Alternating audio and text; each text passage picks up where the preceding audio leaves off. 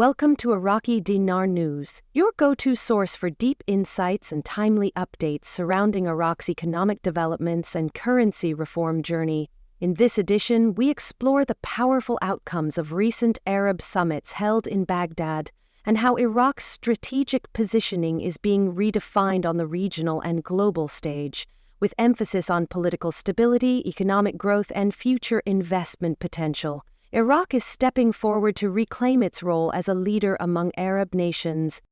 This update originates from recent commentary by Prime Minister Mohammed Shia al-Sudani's advisor, Fahad al-Adnan, who confirmed that the Baghdad summit proceeded seamlessly and with purpose.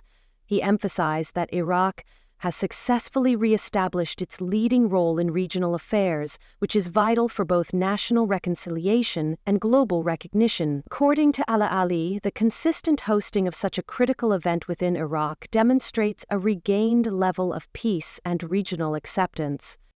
The summit was not simply symbolic. It brought with it detailed economic, political, and security strategies. The Iraqi government now has a full year to begin implementing the major initiatives discussed during the summit. These include proposals for enhancing regional cooperation, fostering investment, and unifying perspectives on critical geopolitical matters. As highlighted by the government advisor, Iraq has become a focal point for neighboring countries, with leaders now eagerly awaiting Iraq's stance before formulating their own on important issues. This increasing deference signals a significant geopolitical shift. Iraq's comeback onto the regional stage is supported by tangible progress. Numerous achievements by the current administration, particularly Prime Minister al-Sudani, are helping Iraq rise from decades of turmoil. Subscribers of our channel may want to explore additional details available on Patreon, where our extended research is housed. Our team, including diligent contributors like Super Samson, ensures accuracy by pulling verified information across thousands of official data points. Our moderation team, with standouts like Gigi, also keeps the flow clean and respectful. Turning back to the summit, al-Sudani's advisor further elaborated on the substantial economic implications of Iraq hosting this prestigious event. He highlighted that the participation of regional and international leaders signals their confidence in Iraq's political and economic trajectory. The summit sends a strong message to investors worldwide that Iraq is now a safe and stable environment, a necessary foundation for economic expansion. A key initiative discussed was the Development Road Project, which represents not only Iraq's ambitions but also a broader vision involving regional cooperation. This massive infrastructure endeavor is designed to integrate Iraq's economic strategies with those of countries like Saudi Arabia, the UAE, Egypt, and Qatar. As Iraq progresses toward revaluation and economic reintegration, these trade relationships will play a critical role in ensuring synchronized regional development. The advisor pointed out that this synchronized vision is not merely aspirational. The road project and its associated industrial zones offer clear strategies for attracting direct and indirect investments. These initiatives align with the economic agendas of Arab nations and signal a collective move toward prosperity. The summit's achievements are expected to provide a platform for long-term economic understandings, especially among nations with geographic and trade proximity to Iraq, such as Turkey, Jordan, Egypt, and Iran. This momentum is referred to as the accelerated construction of economies, where mutual growth becomes the focus of diplomacy and strategic cooperation. Moreover, the summit emphasized peace, sustainability, and the integration of open markets. These themes were echoed in the Baghdad Declaration, which called for a unified Arab economic strategy, development agreements, and global outreach. Iraq is now positioning itself not only as a regional player, but as a global partner in trade, energy, and innovation. The advisor further mentioned that the current economic environment in Iraq is favorable, with a significant reduction in historical risks. This new climate enhances Iraq's attractiveness for sustainable development and long-term investment. After nearly 2 decades of instability, Iraq now appears ready to re-engage with the world on a much larger scale. Building upon the momentum from Part 1, we delve deeper into the outcomes of the Arab Summit and how Iraq's proactive leadership is influencing not just regional dynamics but also global economic conversations. According to the Financial and Economic Advisor's concluding remarks, Iraq is becoming a stronger and more influential participant in regional development initiatives. These initiatives include fortifying free trade zones, promoting joint energy ventures, and launching new industrial projects in cooperation with other Arab states. Iraq is also playing a growing role in food and water security collaborations and is now embracing digital technologies, including artificial intelligence, as part of the fourth industrial revolution. These sweeping reforms and projects are fueled by the opportunities created through the Baghdad Summit. Iraq is no longer perceived solely as a country recovering from conflict, but rather as a developing economic hub with real potential. The summit showcased Iraq's ability to coordinate, lead, and partner with neighboring nations, all under a banner of peace and shared economic progress. One of the most symbolic moments came with the presentation of what was described in media outlets as the Medal of Glory. This wasn't just a ceremonial honor. It was a declaration that Iraq has emerged as a trusted host and key player. The summit proved Iraq's readiness and ability to manage major diplomatic events, reflecting its progress in security, political reform, and social restoration. Prominent Arab leaders were in attendance and expressed confidence in Iraq's leadership. Their presence, alongside widespread praise, reinforces Iraq's credibility. The summit demonstrated Iraq's capacity to provide a safe space for constructive dialogue and unify divergent perspectives across the Arab world. The message was clear: Iraq is back on the map as a stable and sovereign force that operates independently and with confidence. Despite skepticism from critics who doubted Iraq's readiness to fulfill its diplomatic commitments, the success of the summit shattered those doubts. The execution of the event, managed with patience, precision, and strategic planning, reaffirmed Baghdad's resurgence. The language used in public statements was bold and optimistic, reflecting a newly energized national identity. From a diplomatic standpoint, the summit was a breakthrough. It offered evidence that Iraq's foreign policy is pivoting toward comprehensive regional cooperation. Rather than isolating itself, Iraq is stepping into its traditional role as a mediator and unifier in the Arab world. Prime Minister al-Sudani, speaking on behalf of Iraq, made it clear that this summit was more than just a gathering. It was the launch of a long-term initiative designed to reshape Arab cooperation. Baghdad, he stated, will always serve as a center for joint action and will remain a pillar of decision-making within the Arab League. That statement reflects Iraq's ambitions to help define future policy, not just react to it. The capital city of Baghdad was praised for flawlessly hosting such a significant event, further validating Iraq's capability to manage high-level diplomatic functions. The summit's success serves as further proof that Iraq is committed to a foreign policy centered on peace, economic cooperation, cultural exchange, and regional integration. The vision laid out during the summit emphasizes building long-term partnerships. Through commerce and diplomacy, these initiatives go beyond rhetoric. Actual agreements and frameworks for future investment were laid out. Such bold steps not only position Iraq as an economic partner, but elevate its influence within the broader Arab region. In addition to Iraq's own involvement, the summit served as a platform for leaders from the Kurdistan regional government to enhance bilateral ties with the United States. Shortly after the summit, the Prime Minister of the Kurdistan region arrived in Washington at the head of a high-ranking delegation. His itinerary includes meetings with U.S. congressional leaders, prominent business executives, and members of the Kurdish citizen community. The delegation's presence in Washington underscores the broader diplomatic and economic campaign currently underway. Discussions are centered around deepening cooperation, fostering investment, and improving bilateral relations between the Kurdistan region and the U.S. The timing is notable, especially given that Iraq is concurrently strengthening its ties with Iran, another key trading partner. is reported that 60% of trade between Iran and Iraq flows through the Kurdistan region. This figure highlights Kurdistan's strategic importance as a gateway between two influential neighbors. These connections, cultural, political, economic, and social, form a robust foundation for future collaboration. The participation of the Kurdistan region in such high-level dialogue further enhances Iraq's overall diplomatic posture. It also speaks volumes about the regional government's role in shaping national policy, particularly in energy and economic development. With so much of Iraq's trade passing through Kurdistan, the region has become a vital player in Iraq's future growth.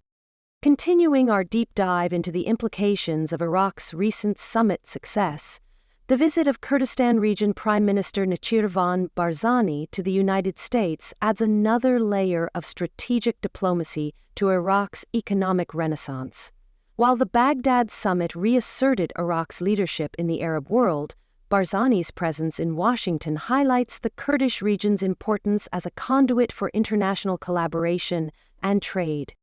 Barzani's agenda included meetings with senior officials from the U.S. administration and members of Congress, as well as high-level interactions with American investors and business leaders.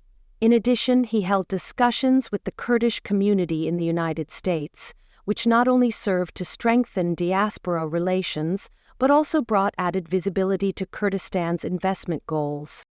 One of the most notable events during his visit was a session at an energy-focused forum titled The Future of Energy in the Kurdistan Region. There, Barzani outlined the region's ambitions to modernize its energy sector, expand development, and attract foreign capital. The speech emphasized transparency, opportunity, and long-term cooperation, values that align closely with Iraq's national agenda. Given that over 60% of trade between Iraq and Iran passes through the Kurdistan region, the importance of this territory as a hub for commerce cannot be overstated. The Kurdish region continues to be a central artery for trade, diplomacy, and strategic development, making Barzani's voice increasingly influential in shaping national economic policy. Iraq's evolving diplomatic dynamics also include active dialogues with Iran. The Iranian foreign minister recently confirmed that the next round of negotiations with the United States has been scheduled, with official announcements to follow shortly. This would mark the fifth round of talks, reflecting sustained efforts to improve regional and global relations. What's important here is the broader pattern. Iraq is no longer on the sidelines. It is engaging simultaneously with Western powers and neighboring allies to create a stable, interconnected economic and diplomatic ecosystem. These engagements aren't isolated. From the summit in Baghdad to Barzani's meetings in Washington and Iran's negotiations with the U.S., a mosaic of cooperative diplomacy is emerging. The collective actions of Iraq, Kurdistan, Iran, and Western allies are forming a unified front that seeks not only to stabilize the region, but also to prepare the ground for accelerated growth and investment. And this could very well pave the way for Iraq's long-anticipated entrance into the global financial system. This timeline of events, some of which date back to mid-April, indicates a coordinated approach by Iraqi and Kurdish leadership to secure international partnerships and economic backing. Whether it's energy forums, investment meetings, or diplomatic negotiations, each action appears to be a calculated step toward Iraq's financial reformation and revaluation goals. Observers have noted that the tone and structure of these summits and visits suggests that the stage is being set for something more impactful. The sense of urgency, combined with frequent references to Iraq's leading role, adds to the expectation that significant economic announcements may soon follow. Statements about the Baghdad Declaration, regional development strategies, and Iraq's return as a trusted mediator all point in one direction: economic and political integration on a scale not seen in recent Iraqi history. The repetition of terms like integration, stability, and regional partnership throughout public statements underscores this evolving narrative. It's also worth noting the symbolic weight carried by language such as Medal of Honor or badge of glory in state-sponsored press releases. These terms are being used to describe Iraq's handling of the summit, reflecting national pride and a newfound confidence in Baghdad's governance and diplomacy. Such rhetoric isn't just for show. It's intended to signal to both domestic and international audiences that Iraq is back, and it's playing for keeps. From a financial perspective, this narrative also has real-world implications. The increasing frequency of bilateral meetings, international agreements, and large-scale summits indicates that Iraq is preparing to re-enter global financial markets with more than just optimism. It's bringing a strategy. As we bring this comprehensive update to a close, it's important to highlight how Iraq's recent actions are converging into a broader strategy for re-entry into the global financial system. There has been much discussion around Iraq's exchange rate, remaining for years at levels such as 1160, 1310, and 1450, and speculation has intensified over whether Iraq can truly integrate into the international financial landscape without changing that rate. The answer may be taking shape before our eyes. The diplomatic developments, economic declarations, and summit achievements are all laying the groundwork for a major shift. Iraq's recent successes suggest that the country is preparing to take control of its monetary policy and present itself as a compliant, capable member of the international economy, possibly in alignment with Article 8 of the IMF agreement, which allows for full currency convertibility. There's also mounting evidence that the United Nations is preparing to conclude its UNAMI, United Nations Assistance Mission for Iraq operations, a clear indicator that Iraq is being viewed as stable and self-sufficient. If the UN is wrapping up its presence, it reinforces the idea that Iraq has met key security and governance benchmarks. A country transitioning from conflict oversight to economic engagement is certainly a nation moving in the right direction. One particular article, entitled Medal of Glory, offers a symbolic yet powerful reflection of Iraq's current momentum. From an Iraqi perspective, it described the Arab Summit as a momentous achievement, demonstrating Iraq's readiness to manage complex logistics, maintain security, and welcome top-tier Arab dignitaries with confidence. The tone of the piece captured the pride of a nation that has worked tirelessly to reclaim its status. More than just a celebration, the article emphasized how the summit was proof of Iraq's ability to bring together differing opinions, provide a platform for meaningful dialogue, and project unity to the international community. It also pushed back against critics who doubted Iraq's ability to fulfill summit commitments. These doubts were, as the article put it, shattered by the event's success. Statements like these highlight Iraq's return as a legitimate, sovereign decision-maker. Iraq was not simply a host, it was a key player, using diplomacy to shape outcomes and build bridges between countries with competing interests. In doing so, Iraq amplified the voice of the entire Arab region and reaffirmed its central role in shaping Middle Eastern dialogue. Prime Minister al-Sudani took the stage to reaffirm this leadership.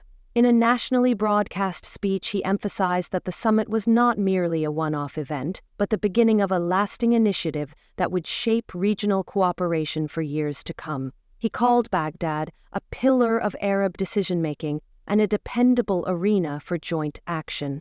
These are not empty phrases. They're carefully crafted signals of Iraq's readiness to influence, negotiate, and lead.